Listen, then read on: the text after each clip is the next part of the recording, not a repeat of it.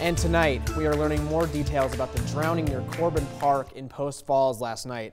Authorities have confirmed the 40-year-old Andy Philpot died this morning. He reportedly fell off his inner tube and into the Spokane River. Witnesses called first responders when he did not resurface. A diver from the Kootenai-County Sheriff's Office was able to find Philpot within minutes of getting on the scene. We spoke with a witness who said even before medics arrived, there were dozens of bystanders who tried to help. She said people were running up and down the bank yelling, and a few people even jumped in the water and tried to get him out. The unfortunate event is another reminder of the dangers out there. KREM 2's Alexa Block went out to Corbin Park and talked with people about how they stay safe in the water. Oh, I love it here. It's so pretty. It's so nice. Rachel Bemis and her friends are getting ready to float the river at Corbin Park, a long-standing summer tradition for her. I grew up here, lived here all my life. It's usually pretty slow. It's a lot of fun. I've done it thousands of times, actually. Bemis says she's pretty comfortable in the water, but she stays on her tube. Not usually any concern. It's just you stay in your tube and you don't get out. A few other ways people make sure that they're safe in the water is they wear life vests, they always go in groups, and they make sure kids don't go in the water alone. Corbin Park was packed with people enjoying the warm weather, and with more and more people hitting the river, the Kootenai County Sheriff's Office encourages people to take safety precautions, like wearing a life vest and not to drink too much. In Corbin Park, Alexa Block, KREM 2 News.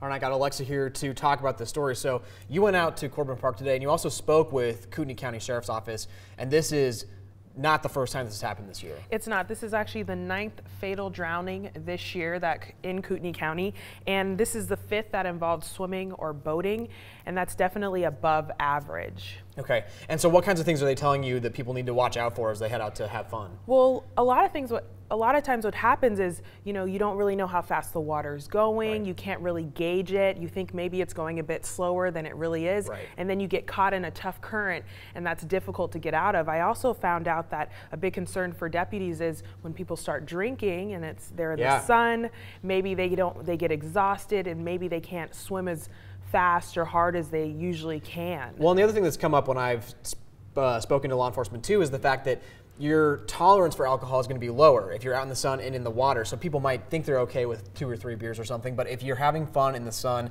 it's going to hit you harder than it would normally. So that's another thing that people need to keep in mind. That's definitely true. And just take any precaution you can. There's signs out there that say you swim at your own risk.